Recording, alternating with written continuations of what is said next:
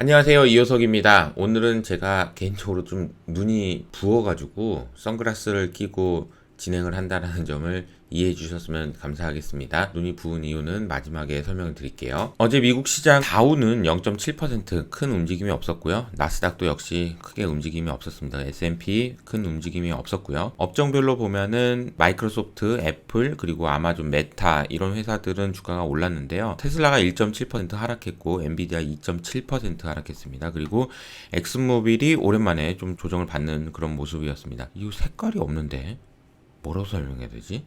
이런 고민을 하게 만드는 그런 하루였던 것 같습니다. 자, 그리고 업종별로 보면 헬스케어 업종만 유일하게 상승을 했고 나머지는 하락했고요. 앞서 보여던 그림 중에서 신저가와 신고가를 보여주는 그림이 있거든요. 신저가의 비중이 여전히 96%나 차지하고 있습니다. 매크로 변수 중에서는 달러가 이틀 연속 강세를 이어가면서 다시 104.8포인트까지 올라갔습니다. 유가는 어제 반등을 했다가 2%나 하락하는 모습을 보였습니다. 유로화도 0.7%나 급락했는데요. 그 이유는 뒤에서 설명드리도록 하겠습니다. 0.7% 하락하면서 1.04까지 내려갔습니다. 미국 10년물 금리는 11bp 하락하는 모습을 보였고요. 이제는 3.09%입니다. 바로 기업 뉴스로 좀 들어가 보면요. 최근에 전해드리는 뉴스는 대부분 레이오프와 관련된 이야기인데 테슬라도 어제 200명을 잘랐다 이런 얘기가 나옵니다. 일론 머스크가 얘기한 것처럼 경제 불확실성에 따른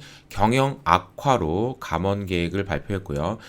캘리포니아의 일부 공장 시설을 폐쇄했습니다. 그리고 350명 중에 200명을 해고했고요. 일부 인력은 오토파일럿 운전자 기능과 관련된 업무를 맡은 직원도 있어서 이거 뭐지? 이런 생각을 하게 만드는 그런 뉴스였던 것 같습니다. 테슬라 주가는 어제 2% 하락했고요. 노바티스도 또 사람을 많이 잘랐다라는 이야기가 나옵니다. 그러면서 뭐라고? 8,000명이요? 8,000명이나 잘랐네요. 우리 CEO는 향후에 직원의 7% 이상을 해고할 것이다 라고 이야기했고요. 스위스에서만 최대 1,700여 명이 감원됐습니다. 그러면서 2024년까지 연간 비용 1조 3천억 원을 절감하겠다라는 목표를 발표했다라는 얘기인데 전반적으로 지금 미국에 있는 기업들 구조조정을 심각하게 하고 있다. 그래서 제가 늘 말씀드린 것처럼 열심히 일해야 됩니다. 자, 주식시장에서는 인플레이션 정점인가? 라는 그런 논쟁이 좀 일었는데요. 그 이유는 블룸버그에서 뉴스가 나왔는데요. 그 내용을 좀 살펴보도록 하겠습니다. 여러분 생각해보면 인플레이션은 크게 세 가지가 있습니다. 첫 번째는 진짜 인플레이션이요. CPI, PCE 이런 지표들이 진짜 인플레이션이고요. 두 번째로는 사람들한테 물어봐서 인플레이션은 어떻게 될 것 같아? 라고 얘기할 때 그 인플레이션입니다. 그거는 기대 인플레이션이라고 얘기하고요. 서베이, 설문조사에 의해서 계산할 수 있습니다. 세 번째는 뭐냐면은 마켓 베이스드 인플레이션이라고 해가지고 시장에서 시장 참가자들이 인플레이션을 어떻게 생각하느냐입니다. 이 세 가지가 조금씩 달라요. 보통의 경우에는 다 비슷한데 어제 나왔던 뉴스는 시장 인플레이션, 즉 이 세 번째입니다. 채권 투자자들이 인플레이션이 피크인 것 같다라는 것에 베팅하고 있다라는 소식이 전해졌습니다. 그래서 시장에서 바라보는 5년에서 10년짜리 인플레이션은 전쟁 이전 수준까지 하락한 상황이고 그러다 보니까 성장주가 성과가 좋은 상황이다라는 이야기를 하고 있습니다. 그래서 지금 보시면은 5년짜리 브레이크 이븐 인플레이션 지표는 여기서 3.8 수준에서 지금 2.8까지 많이 낮아졌고요. 그리고 10년짜리도 3%에서 2.6%까지 낮아졌습니다. 이런 상황이다 보니까 원래 가치주가 성장주를 아웃퍼폼한 게 올해 거의 대부분 다 가치주가 성장주를 아웃퍼폼했는데 오랜만에 성장주가 가치주를 아웃퍼폼하고 있다라는 이야기가 나오고 있습니다. 그런데 좀 조심해야 될 거는 이코노믹 서프라이즈 지수, 즉 경제 지표가 이코노미스트들, 그러니까 경제학자들이 생각하는 경제보다 더 좋은지 안 좋은지를 체크를 해봤는데 실선은 인플레이션에 대한 거는 여전히 높은 수준이고요.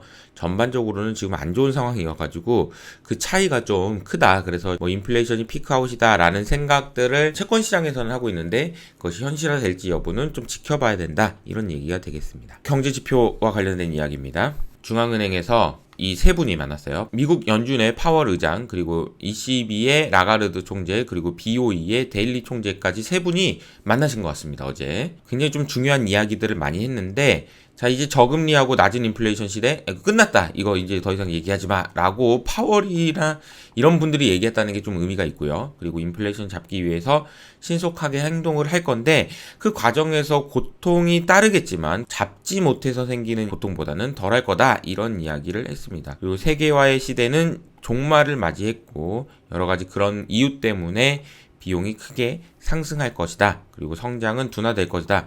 이거를 이제 이 세 분이 만나서 이야기했다는 것이 의미가 있지 않나라는 생각입니다. 우리가 많이 들었던 얘기긴 하죠. 그래서 세계화가 끝났다라는 이야기를 들으시고 이제 세계화가 끝났구나.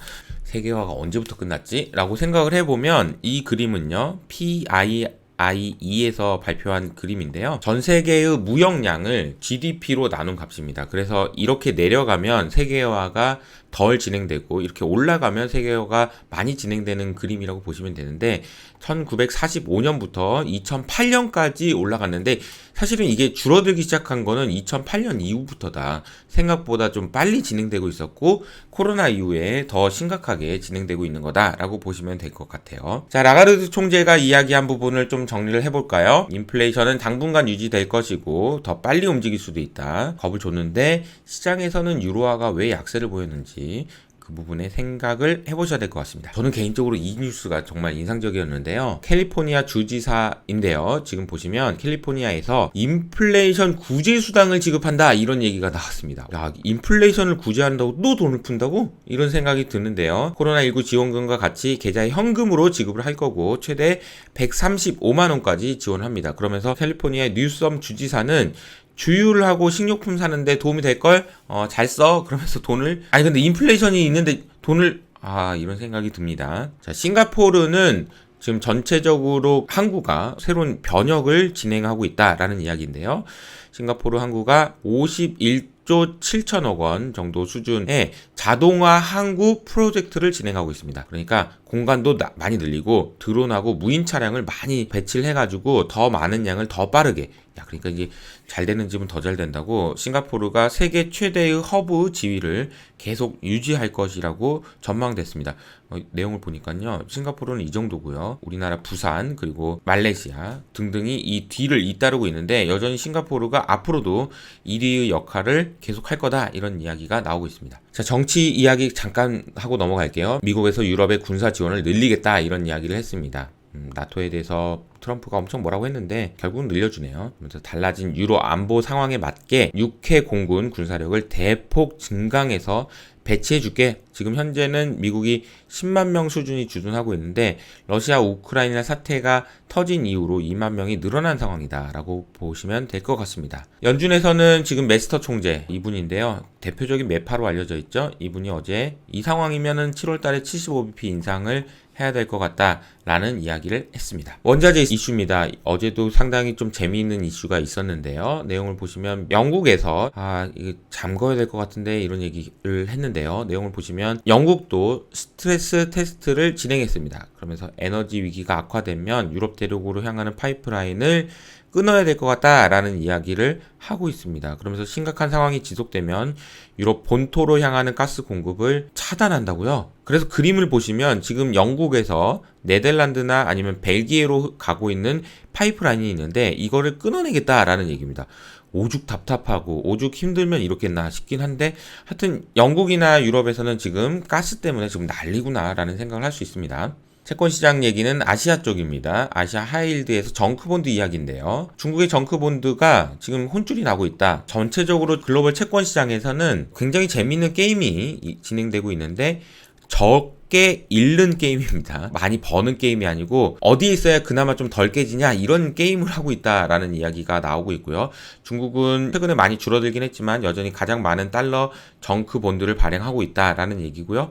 매니저들이 인도와 동남아시아 하이힐드 채권을 대안으로 생각하고 있다라는 이야기입니다. 그래도 많이 깨지고 있습니다. 아시아의 정크 본드가 이 정도인데 사실은 지금 중국의 정크 본드는 지금 상황이 많이 안 좋은 상황이네요. 25% 채권인데 25% 손실. 정말 많이 잃었네요. 그리고 발행량은 어쨌든 염치가 있는 거죠. 발행은 안 하고 있습니다. 지금 많이 줄어들고 있어요. 외환시장 이야기를 해보겠습니다. 이번 주 초부터 계속 말씀드리고 있는데 아시아 지역의 외환 보유고가 지금 문제입니다. 그래서 어디서 터질지 모르겠지만 지금 문제가 지금 심각해지고 있는 상황이고요. 달러 강세 때문에 아시아 국가 통화가 1997년 이후로 최악의 분기를 지나가고 있습니다. 1997년이면 IMF 때인데 이런 생각이 들고요.